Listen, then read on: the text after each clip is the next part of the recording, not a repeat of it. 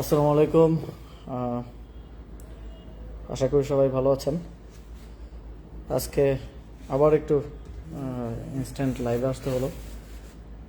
একটা বিষয় একটু হয়তো আপনারা সবাই শিরোনামে দেখছেন বিভিন্ন জায়গায়, যে 25 কোটি টাকা নিয়ে গেছে আসিফ মাহমুদ এবং হাসনাত আবদুল্লাহ। তার মধ্যে 15 কোটি নিয়ে গেছেন আসিফ মাহমুদ, আর 10 কোটি নিয়ে গেছেন হাসনাত আবদুল্লাহ।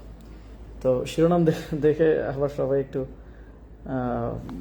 প্যারা খেতে পারেন যে 9,30,000 কোটি টাকা নিয়ে যাচ্ছেন তারেক রহমান, প্রধানমন্ত্রী তারেক রহমান।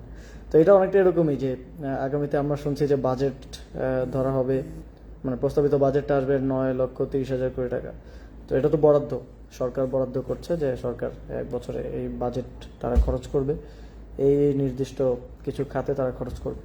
তো সেটা যদি এখন আমি বলি যে 9,30,000 কোটি টাকা নিয়ে যাচ্ছেন তারেক রহমান, মানে এমনভাবে বলা যে তারেক রহমান পকেটে করে নিয়ে যাচ্ছেন, তাহলে এটা যেমন হাস্যকর এবং মানহানিকর শোনাবে, ঠিক একই রকম একটা স্টেটমেন্ট আজকে কুমিল্লা জেলা পরিষদের প্রশাসকের পক্ষ থেকে এসছে। আমি জানি না বিএনপি সব মূর্খ লোকজনকে কোথা থেকে ধরে নিয়ে আসে, যাদের বিন্দুমাত্র অ্যাডমিনিস্ট্রেশন নিয়ে ধারণা নেই, যাদের না আছে কোনো পড়াশোনা, প্রাতিষ্ঠানিক পড়াশোনা, যাদের না আছে কোনো ধরনের প্রাতিষ্ঠানিক বোঝাপড়া, বা জীবনে কখনো, মানে আপনারা তো দেখতে পেয়েছেন যে জেলা পরিষদের প্রশাসক কারা হয়েছে, সিটি কর্পোরেশনের প্রশাসক কারা হয়েছে, যারা নির্বাচনে পরাজিত হয়েছে কিংবা নমিনেশন বঞ্চিত ছিল, মানে যাদেরকে আপনি এমপি, জনগণ এমপি হিসেবে নির্বাচিত করে নাই, যাদেরকে জনগণ রিজেক্ট করেছে, যাদেরকে দল এমপি হিসেবে মনোনয়ন দেওয়ার জন্য যোগ্য মনে করে নাই, তাদেরকে জেলা পরিষদের প্রশাসক করা হয়েছে। এবং এই ধরনের লোকেরা এই ধরনের উল্টাপাল্টা কথাবার্তা এখন বলে বেড়াচ্ছে।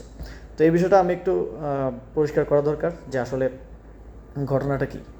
স্থানীয় সরকার বিভাগ, স্থানীয় সরকার উন্নয়ন এবং সমবায় মন্ত্রণালয়ের বাজেট এবার গত অর্থ বছরে, মানে যেই অর্থ বছরে আমরা এখন আছি আর কি, ছিল মোট হচ্ছে 42,000 থেকে 43,000 কোটি টাকার মতো, এবং বিগত অর্থ বছরে ছিল এটা প্রায় 50,000 কোটি টাকার মতো, 45,000 কোটি টাকার মতো। তো এই অর্থের মধ্যে একটা অংশ স্থানীয় সরকার বিভাগের একটা অংশ আছে বিশেষ বরাদ্দ, মানে এটা হচ্ছে বিশেষ বরাদ্দ। এটা যে কোনো স্থানীয় সরকার বিভাগের মন্ত্রী, সচিব, প্রতিমন্ত্রী, তারা যে উপজেলা পরিষদ, জেলা পরিষদ, সিটি কর্পোরেশন, পৌরসভা, ইউনিয়ন পরিষদ, যে কোনো জায়গায় বরাদ্দ দিতে পারেন। প্রয়োজন যদি তিনি অনুভব করেন যে এখানে এটা প্রয়োজন আছে বা কোনো প্রজেক্টের জন্য, সেটা বরাদ্দ দিতে পারেন। এর বাইরে তো সাধারণ বরাদ্দ আছেই। সাধারণ বরাদ্দটা সাধারণত প্রপোর্শনেটলি হচ্ছে ঠিক হয়ে থাকে। যেমন সাপোজ কুমিল্লা একটা জেলা, ফেনী একটা জেলা, কিন্তু কুমিল্লা জেলাতে উপজেলার পরিমাণ ফেনীর থেকে অনেক বেশি। তো কয়টা উপজেলা আছে, জনসংখ্যা কত, ভোটার সংখ্যা কত, সেটা বিবেচনায় যদি 10 কোটি টাকা থাকে তাহলে 7 কোটি টাকা কুমিল্লা, 3 কোটি টাকা ফেনীতে আসবে। এভাবে হচ্ছে সাধারণ বরাদ্দটা প্রপোর্শনেট রেশিও অনুযায়ী হচ্ছে বিভক্ত করা হয়। এবং এই সাধারণ বরাদ্দটা বরাদ্দের 5টা খাত টোটাল। এর মধ্যে একটা হচ্ছে জেলা পরিষদ, একটা পৌরসভা, একটা উপজেলা পরিষদ, একটা ইউনিয়ন পরিষদ, একটা হচ্ছে আমাদের সিটি কর্পোরেশন। তো এই 5 খাতে হচ্ছে চলে যায় আর কি। তো এটা হচ্ছে সাধারণ বরাদ্দ। এটা প্রতি বছরই নির্দিষ্ট বরাদ্দ থাকে, সেটা 4টা ধাপে আর কি, 3 মাস 3 মাস করে 4 কোয়ার্টারে এই টাকাটা অবমুক্ত করা হয়। এবং পরবর্তীতে জেলা পরিষদের যিনি প্রশাসক থাকেন, অন্তর্বর্তী সরকারের সময় ছিলেন ডিসি পদাধিকার বলে, এখন তো প্রশাসক বিএনপি নিয়োগ দিয়েছে, অন্যান্য সময় নির্বাচিত জেলা পরিষদ চেয়ারম্যান থাকেন, তার সভাপতিত্বে একটা কমিটি আসলে নির্ধারণ করে যে খরচটা কীভাবে করা হবে। এই যে বরাদ্দটা আসলো, এটা কীভাবে খরচ করা হবে, এটা তারা বসে নির্ধারণ করেন, এবং তারা সেটা পরবর্তীতে চূড়ান্ত প্রশাসনিক অনুমোদনের জন্য আবার মন্ত্রণালয়ে পাঠান, মন্ত্রণালয় সেটা অনুমোদন দেয়। তো এই ক্ষেত্রে যেটা উনি বলছেন, প্রথমত উনি একেবারেই কাঁচা একটা মিথ্যা কথা বলেছেন, সেটা হচ্ছে রাজস্ব খাত থেকে কারো এলাকায় কোনো ধরনের বরাদ্দ নিয়ে যাওয়ার কোনো সুযোগ নেই। রাজস্ব খাতের নিজস্ব একটা বছরের শুরুতেই জেলা পরিষদ ঠিক করে নেয় সে কোথায় কতটুকু খরচ করবে, এবং কিছুটা হয়তো বাজেট থাকে জেলা পরিষদের যিনি চেয়ারম্যান থাকেন বা প্রশাসক আছেন এখন, তার সে ইচ্ছা মতো সে কোথায় খরচ করবে সেটার জন্য হয়তো কিছুটা থাকে, সেখান থেকে নেওয়ার কোনো সুযোগ নেই। এটা না রাজস্ব খাত না, এটা মূলত এডিপির যে বিশেষ বরাদ্দ থাকে সেই বিশেষ বরাদ্দের কথা উনি বলেছেন। তো উনি এটাকে রাজস্ব খাতের সাথে গুলিয়ে ফেলেছেন। এবং এই বিশেষ বরাদ্দটা দেয়া হয়েছে, এই বিশেষ বরাদ্দটা প্রায় 5টা খাতে। আমার যতদূর নলেজ আছে যে 1,25,00,00,000 অথবা 100 কোটি থেকে 125 কোটি খাত ভেদে ভিন্ন হয়। এটা এই জেলা পরিষদ, উপজেলা পরিষদ, পৌরসভা, ইউনিয়ন পরিষদ এবং সিটি কর্পোরেশনের জন্য বরাদ্দ দেওয়ার এখতিয়ারটা মন্ত্রী অথবা প্রতিমন্ত্রী অথবা হচ্ছে উপদেষ্টা যেই থাকেন দায়িত্বে তার হাতে থাকে, সেটা বরাদ্দ দিতে পারে। এবং আমি যখন দায়িত্বে ছিলাম স্বাভাবিকভাবেই আমি সারা দেশেই এই বরাদ্দটা সাধারণত অন রিকোয়েস্ট দেওয়া হয়। এটার প্র্যাকটিস হচ্ছে অন রিকোয়েস্ট। তারপর হচ্ছে অ্যাপ্লিকেশন আসে, অনেক সময় আপনারা অনেক অ্যাপ্লিকেশন করেন যে আমাদের বাড়ির পাশে বা গ্রামে এই রাস্তাটা করাটা খুব প্রয়োজন, মানে জনগুরুত্বপূর্ণ বিবেচনায় ওই অ্যাপ্লিকেশনটা উপজেলা পরিষদে আপনারা দিয়ে থাকেন, মাঝে মধ্যে ইউনিয়ন পরিষদে দিয়ে থাকেন। সেখানে ইউনিয়ন পরিষদের চেয়ারম্যানের স্বাক্ষর কিংবা উপজেলা পরিষদের যে উপজেলা চেয়ারম্যান থাকেন কিংবা উপজেলা চেয়ারম্যানের অনুপস্থিতিতে প্রশাসক থাকেন, তাদের স্বাক্ষরে এটা হচ্ছে মন্ত্রণালয়ের কাছে আসে। তো মন্ত্রণালয় এই অ্যাপ্লিকেশনগুলো একসাথে আর্কাইভ করে, একসাথে এটা তালিকা করা থাকে এবং ওই আর্কাইভটা থেকে উপদেষ্টা বা মন্ত্রী ওই অ্যাপ্লিকেশনের ভিত্তিতে হচ্ছে বরাদ্দ দিয়ে থাকেন। আবার অনেক ক্ষেত্রে সাপোজ যে বরাদ্দ দেওয়া হচ্ছে এক জেলা থেকে বা এক উপজেলা থেকে কোনো অ্যাপ্লিকেশনই আসলো না, তো সেটাকে বরাদ্দ দেওয়া হবে না, সেখানেও একটা বরাদ্দ দিয়ে দেওয়া হয় যে 50 লাখ টাকা এই উপজেলায় বা এই জেলায় 5 কোটি টাকা। তো সেটা বরাদ্দ দেওয়ার মানেই শেষ নয়, এটা বরাদ্দ দেওয়ার পরেও ওই উপজেলা বা জেলা পরিষদের যিনি প্রশাসক বা চেয়ারম্যান আছেন তার নেতৃত্বে একটা কমিটি থাকে। ওই কমিটি বসে ঠিক করে, বা তাদের কাছেও তো অনেক অ্যাপ্লিকেশন জমা থাকে, ওই কমিটি বসে ঠিক করে যে এই টাকাটা বিশেষ বরাদ্দ এসেছে, এই টাকাটা কোন কোন খাতে এবার খরচ করা হবে। তো কুমিল্লাতেও এরকম বরাদ্দ দেওয়া হয়েছে, সারা দেশেই বিভিন্ন জেলাতে বরাদ্দ দেওয়া হয়েছে এবং সেটা সেই বরাদ্দটা ওই সংশ্লিষ্ট যারা দায়িত্বশীল ছিলেন, ডিসিরা ছিলেন তখন, তারা বৈঠক করে তারা ঠিক করেছেন যে কোন খাতে তারা কত মানে খরচ করবেন আর কি। তো আমি একটা এক্সাম্পল হিসেবে একটা গভর্নমেন্ট অর্ডার আমি একটু দেখালে এটা একটু ক্লিয়ার হবে যে আসলে এই খরচের বিষয়টা কীভাবে কী হলো। এটা হচ্ছে ফেব্রুয়ারি 2025 মাসে অনুষ্ঠিত কুমিল্লা জেলা পরিষদের মাসিক সভার বিবরণী। সাধারণত যে খরচটা করা হয় সেটা হচ্ছে এই যে মাসিক সভাগুলোতে সিদ্ধান্ত নেওয়া হয়, আর মাসিক সভার জেলা পরিষদের মাসিক সভার সভাপতিত্ব করেন অন্তর্বর্তী সরকারের সময় ডিসিরা যেহেতু প্রশাসক ছিলেন তারা করেছেন। সাধারণত জেলা পরিষদের চেয়ারম্যান করেন, এখন যেহেতু প্রশাসক আছেন এখন প্রশাসক করেন। প্রতি মাসেই এই মাসিক সভা হয়। তো এই একটা মাসিক সভার কার্যবিবরণী আমি একটু দেখাবো। এটা হচ্ছে ফেব্রুয়ারি 2025 মাসে অনুষ্ঠিত কুমিল্লা জেলা পরিষদের মাসিক সভার কার্যবিবরণী এবং এখানে ডিটেলস আছে যে উপস্থিতির তালিকা কারা কারা ছিলেন, আলোচ্যসূচি কী ছিল। আলোচ্যসূচিতে ছিল চলমান উন্নয়ন প্রকল্প বাস্তবায়ন অগ্রগতি পর্যালোচনা সংক্রান্ত বিষয়ে আলোচনা ও সিদ্ধান্ত। ওই যে ছোটো ছোটো কাজ থাকে উন্নয়ন প্রকল্প, সেগুলোর বাস্তবায়ন। তো এই যে 2024-25 অর্থ বছরের রাজস্ব তহবিলের আওতায় প্রকল্প বাছাই গ্রহণ সংক্রান্ত বিষয়ে আলোচনা ও সিদ্ধান্ত, মানে রাজস্ব তহবিলের আওতায় কি কি প্রকল্প তারা নেবেন এটা নিয়ে বাছাই, এটাও ছিল একটা এই মিটিংয়ের এজেন্ডা। 2024-25 অর্থ বছরের এডিপি বিশেষ বরাদ্দের আওতায় প্রকল্প গ্রহণ সংক্রান্ত বিশেষ আলোচনা ও সিদ্ধান্ত, এটা হচ্ছে আমাদের আলোচনার বিষয়। এই যে বিশেষ বরাদ্দর যে টাকাটা সেখানে ছিল, সেই টাকাটা কোন খাতে কোথায় খরচ হবে এটা নিয়ে হচ্ছে এই বৈঠকে আলোচনা হয়েছে এবং কিছু সিদ্ধান্ত হয়েছে। তো এখানে কি কি কোন কোন বিষয়ে খরচ হয়েছে দেখেন। এখানে একটা হচ্ছে সোলার লাইট স্থাপনের জন্য খরচ হয়েছে 1,14,00,000 টাকা খরচ হওয়ার, মানে এই বরাদ্দ দেওয়ার সিদ্ধান্ত তারা নিয়েছেন। তাদেরকে মনে করেন কুমিল্লা জেলা পরিষদকে দেওয়া হলো সাপোজ 1 কোটি টাকা, তারা সিদ্ধান্ত নিলেন যে তারা এখান থেকে 10 কোটি টাকা, তারা সিদ্ধান্ত নিলেন যে 1,14,00,000 টাকা তারা সোলার লাইট স্থাপনের পেছনে ব্যয় করবেন। এটা ই টেন্ডারের মাধ্যমে তারা টেন্ডার করবেন, মানে এই মিটিংয়ে শুধু সিদ্ধান্ত হয়েছে, এই মিটিংয়ের পর তারা এটা টেন্ডার করেছেন। তারপরে কর্মহীন অসহায় ব্যক্তিদের কর্মসংস্থানের লক্ষ্যে 26 লক্ষ টাকা, অসহায় কর্মহীন ব্যক্তিদের কর্মসংস্থানের লক্ষ্যে 62 লক্ষ টাকা, 104টি বিদ্যালয় এবং 14টি কলেজে হয়তো কিছু আসবাবপত্র দিয়েছে, সেটা 23 লক্ষ টাকা। এরকম হচ্ছে এই যে প্রত্যেকটা খাত এবং কোন খাতে কত টাকা বরাদ্দ, এইটা এখানে পুরো তালিকাটা আছে। এই যে এখানে দেবিদ্বার পৌরসভার আছে, কুমিল্লা সদর ইউনিয়নের আছে, এখানে আরও বিভিন্ন ওই জায়গার আছে। এখানে এই যে সিটি কর্পোরেশনেও কোন খাতে কত খরচ হচ্ছে সেটা আছে।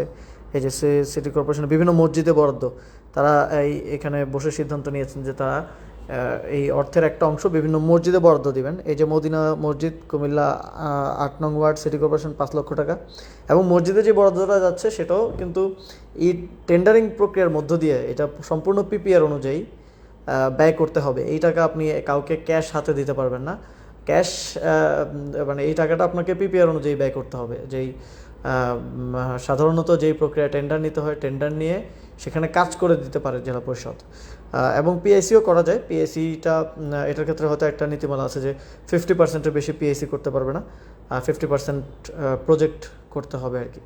তো এটা হচ্ছে এই যে কুমিল্লা আদর্শ সদরের বিভিন্ন মসজিদে বরাদ্দ, এই যে অধিকাংশই এখানে মসজিদে বরাদ্দ। তো এটা হচ্ছে একটা পেপার। তো এরকম আমার কাছে অনেকগুলো আছে, এই যে এখানে অনেকগুলোই আছে, প্রায় যে কুমিল্লাতে যা যা গেছে প্রায় অলমোস্ট, কুমিল্লার বাইরে হয়তো কয়েকটা থাকতে পারে। এই যে এটা হচ্ছে জুন মাসের কোথায় কোথায় কী খরচ করবে। এই যে 24শে জুন 2025 খ্রিস্টাব্দ তারিখে অনুষ্ঠিত জেলা পরিষদের মাসিক সভায় খাতভিত্তিক গৃহীত প্রকল্প তালিকা। আমি আপনাদেরকে ফেব্রুয়ারি মাসেরটা দেখালাম, আবার জুন মাসেরটা দেখাচ্ছি। এই যে জুন মাসে কোথায় কোথায় খরচ হয়েছে দেখেন। একটা মসজিদ সংস্কারের দাউদকান্দিতে 2 লাখ টাকা বরাদ্দ, 1.5 লাখ টাকা বরাদ্দ, এবং এই যে ই টেন্ডারের মাধ্যমে কিছু খরচ হয়েছে প্রকল্প কমিটির মাধ্যমে। এই যে এখানে নাঙ্গলকোট আছে, 14 গ্রাম আছে, হোমনা আছে, সদর দক্ষিণ উপজেলা আছে, বুড়িচং আছে, তিতাস সিটি কর্পোরেশন, এই সব কিছু মিলে 40 লক্ষ টাকা। এই যে এখানে আবার নাঙ্গলকোটের কিছু আছে, তারপরে বরুড়া আদর্শ সদর। আমি যেহেতু কুমিল্লা নিয়ে আলোচনা হচ্ছে সেজন্য কুমিল্লারগুলো দেখাচ্ছি। এর বাইরে সারা দেশেরই আছে, মানে সারা দেশেই ঠিক একই প্রক্রিয়ায় আসলে সিদ্ধান্তগুলো হয়। যিনি জেলা পরিষদের দায়িত্বশীল থাকেন তার নেতৃত্বে একটা প্রতি মাসে মাসিক সভা হয়, এবং মাসিক সভায় সিদ্ধান্ত হয় যে বিশেষ বরাদ্দ কিংবা রাজস্ব খাতের বরাদ্দ কোন খাতে খরচ হবে। তো এটা ইন্টারেস্টিংলি তিনি বলছেন যে আসিফ মাহমুদ এবং হাসান আবদুল্লাহ নিয়ে গেছেন। তো এই জন্য আমি ক্যাপশন দিলাম যে এই মাননীয় প্রধানমন্ত্রী তারেক রহমান মানে নিয়ে যাচ্ছেন।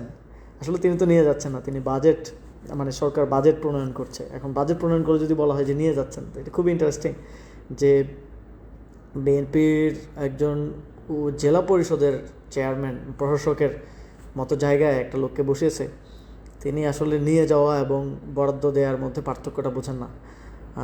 এবং এটার প্রক্রিয়া খরচের মানে কথাটা সাউন্ড লাইক যে আসিফ মাহমুদ 15 কোটি টাকা পকেটে করে নিয়ে গেছে আর হাসান আবদুল্লাহ 10 কোটি টাকা পকেটে করে নিয়ে গেছে। তাহলে এটা আমরা তো এভাবেই বলা উচিত, মানে তারা যেমন বলছে যে তাহলে 9,30,000 কোটি টাকা বিএনপি পকেটে করে নিয়ে যাচ্ছে। যাই হোক, এটা জোক সাইড। আসলে বিএনপির উচিত ছিল তারা যাদেরকে জেলা পরিষদের প্রশাসক নিয়োগ দিয়েছে তাদেরকে একটা ন্যূনতম ট্রেনিং দেয়া। মানে এটা আমার দেশের এসএসসি পাস কাউকেও যদি এরকম একটা দায়িত্ব দেওয়া হয়, তিনিও এতটুকু সহজ বিষয় বুঝবেন রাজস্ব খাত কোনটা বিশেষ বরাদ্দ খাত, এবং এটা খরচ কিভাবে হয়েছে, খরচের প্রসেস কি, এবং এই খরচের পুরো প্রসেসের সাথে আমি উপদেষ্টা থাকা অবস্থায় আমার সংশ্লিষ্টতার কোনো সুযোগ নেই, হাসান আবদুল্লাহ সংশ্লিষ্টতার কোনো সুযোগ নেই। এটা জেলা পরিষদ সিদ্ধান্ত নিয়েছে। জেলা পরিষদের মাসিক সভায় সিদ্ধান্ত হয়েছে, ডিসির সভাপতিত্বে এটা সিদ্ধান্ত হয়েছে। এখানে জেলা পরিষদের যারা অন্যান্য সদস্যরা আছেন তাদের অংশগ্রহণের সিদ্ধান্ত হয়েছে, এবং এটা খরচটাও হয়েছে প্রজেক্টের মাধ্যমে, প্রকল্পের মাধ্যমে। যে এখানে আপনারা দেখেছেন ই টেন্ডারের মাধ্যমে এই খরচটা নির্ধারণ, মানে খরচটা বাস্তবায়ন করা হয়েছে। যে একটা সাপোজ ওনাদের কাছে অ্যাপ্লিকেশন আছে যে একটা মসজিদে অজুখানা প্রয়োজন, অজুখানার জন্য গ্রামবাসী বা এলাকাবাসী অ্যাপ্লিকেশন করেছে। তো তারা মিটিংয়ে বসে সিদ্ধান্ত নিল যে ওকে, এখানে অজুখানা করে দেওয়ার জন্য আমরা একটা 3 লক্ষ টাকার একটা টেন্ডার করব। তো ওইটা এই টেন্ডারের মাধ্যমে সেই মসজিদে খরচ হয়েছে। এটাকে জেলা প্রশাসক বলছেন যে হাসান আবদুল্লাহ নিয়ে গেছেন, আসিফ মাহমুদ নিয়ে গেছেন। তো আমি বিএনপির প্রতি, আমাদের প্রধানমন্ত্রী তারেক রহমানের প্রতিও আহ্বান জানাবো, আপনারা এদেরকে একটু শিক্ষা দীক্ষা দেন, একটু লার্নিং আমার মনে হয় প্রয়োজন, বিন্দুমাত্র একদম ন্যূনতম লার্নিং প্রয়োজন।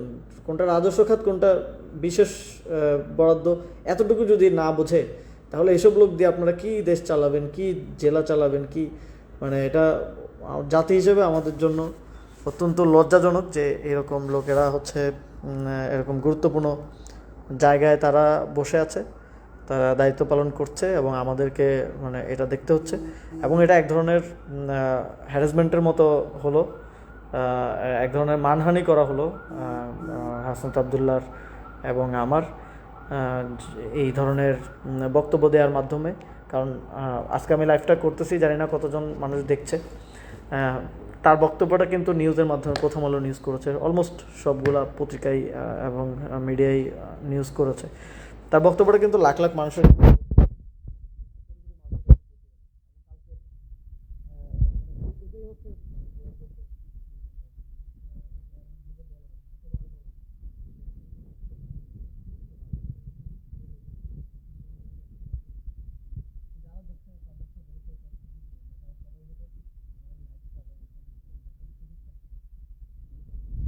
আমি আশা করব যে যিনি এই কুমিল্লা জেলা পরিষদের প্রশাসক যিনি এই বক্তব্যটা দিয়েছেন তিনি এটা ক্লিয়ার করবেন, এবং তিনি যদি না করেন তাহলে আসলে এটা আমাদেরকে মানহানির জন্য কোনো লিগ্যাল ব্যবস্থার দিকে আসলে যেতে হবে। কারণ মানে অনেক এনাফ ইজ এনাফ, মানে প্রতিদিন এই ধরনের বক্তব্য, প্রতিদিন এই ধরনের বিষয় নিয়ে কথা বলতে হয়, মানে এটা অত্যন্ত লজ্জাজনক। জাস্ট বিকজ অফ তাদের এই প্রতিষ্ঠান সম্পর্কে, এই সরকার কীভাবে চালাতে হয়, মন্ত্রণালয়, জেলা পরিষদ সম্পর্কে কোনো বেসিক ধারণা নাই, বরাদ্দ সম্পর্কে কোনো ধারণা নাই, রাজস্ব খাত কোনটা, বিশেষ বরাদ্দ খাত কোনটা, তাদের নলেজের অভাবের কারণে আমাদেরকে এই জিনিসগুলো প্রতিদিন দেখা যায় ফেস করতে হচ্ছে, জবাব দিতে হচ্ছে, আর টাইম নষ্ট হচ্ছে, মানহানি হচ্ছে। তো আমি আহ্বান জানাবো যে জেলা পরিষদের যিনি প্রশাসক আছেন আপনি এই বক্তব্যটা স্পষ্ট করবেন। যদি না করেন তাহলে আমাদেরকে আইনি ব্যবস্থার দিকে যেতে হবে। আর বাংলাদেশের নাগরিকদের প্রতিও আমার আহ্বান থাকবে যে একটু আপনারা অবশ্যই সচেতন, তবে এই ধরনের কিছু আসলে প্রথমে এটা শেয়ার দেওয়া বা ছড়িয়ে দেওয়ার থেকে আগে একটু ক্রস চেক করা যে এই কথাটা কীভাবে বলছে বা হাউ থিংস ওয়ার্ক। আর আমাদের দিক থেকেও চেষ্টা থাকবে সর্বোচ্চ স্বচ্ছতা, যেটা আমরা প্রথম থেকেই আমরা দেখিয়ে আসছি এবং সেটা আমরা রাখবো। এবং আমার জায়গা থেকে আমি এই জন্য এক্সপ্লেনেশনটা দেওয়া গুরুত্বপূর্ণ মনে করলাম, কারণ অনেকেই বিভ্রান্ত হচ্ছেন এই ধরনের বক্তব্যের পরে। আমি আশা করব তিনি তার বক্তব্য সংশোধন করবেন, অন্যথায় আমাদেরকে আসলে আইনি পদক্ষেপের দিকে যেতে হতে পারে। তো অনেক ধন্যবাদ যারা ছিলেন, কষ্ট করে সময় দিয়েছেন, দেখেছেন। একটা রিকোয়েস্ট থাকবে যে আসলে অনেকের কাছেই পৌঁছে দেওয়া হয়েছে এই মেসেজটা, যে বা এই নিউজটা অনেকের কাছেই পৌঁছে গেছে, যেহেতু অনেক জায়গায় নিউজ হয়েছে, কিন্তু আমার এই এক্সপ্লেনেশনটা পৌঁছে দেওয়ার ক্ষেত্রে আপনারা একটু মানে সহযোগিতা করবেন, যারা দেখেছেন একটু যদি সম্ভব হয় শেয়ার করার চেষ্টা করবেন। ওকে, সকলকে অনেক অনেক ধন্যবাদ। যদি এই সংক্রান্ত কোনো ফার্দার কোশ্চেন থাকে, আমি এর আগের বারও বলেছিলাম যে প্রতিমন্ত্রী শাহ আলম সাহেবকে যে যদি কোনো কিছু নিয়ে মনে হয় যে এটাতে হচ্ছে, তাহলে আমরা তো দায়িত্ব পালন করে এসেছি, আমাদেরকে চাইলে ডাকতে পারেন, এটা কোনো সমস্যা নেই। আমেরিকাতে এখনও নির্বাচনের পরে নতুন প্রেসিডেন্ট দায়িত্ব নেওয়ার পরে তিনি আগের প্রেসিডেন্টদের সাথে বসেন, এটা একটা কন্টিনিউয়েশনের ব্যাপার আছে, যে আগের অ্যাডমিনিস্ট্রেশন কীভাবে কাজ করছে সেটা বোঝারও একটা ব্যাপার আছে। তো এটা আপনারা বসতে পারেন আমাদের সাথে, কোনো ব্যাপারে আরও অধিকতর স্পষ্টতা প্রয়োজন হলে বা কিছু বুঝতে না পারলে, বা যদি মনে হয় যে এটা আমি ভুল করছি বা ভুল হয়ে থাকতে পারে, তাহলে এটা উই হ্যাভ এ এক্সপ্লেনেশন, বা ওই সময় যারা অ্যাডমিনিস্ট্রেশনের দায়িত্ব পালন করেছেন তাদের কাছেও এক্সপ্লেনেশন আছে, আপনারা বসতে পারেন। জাস্ট উল্টোপাল্টা বক্তব্য না দিয়ে আপনারা, যেমন মোস্তাক সাহেব তিনি জেলা প্রশাসক যিনি এই মন্তব্য করলেন, তিনি চাইলেই যোগাযোগ করতে পারতেন, বা আমি জানি না, তিনি একেবারেই বেসিক একটা জায়গায় ভুল করেছেন, রাজস্ব খাত এবং বিশেষ বরাদ্দ খাতকে গুলিয়ে ফেলেছেন।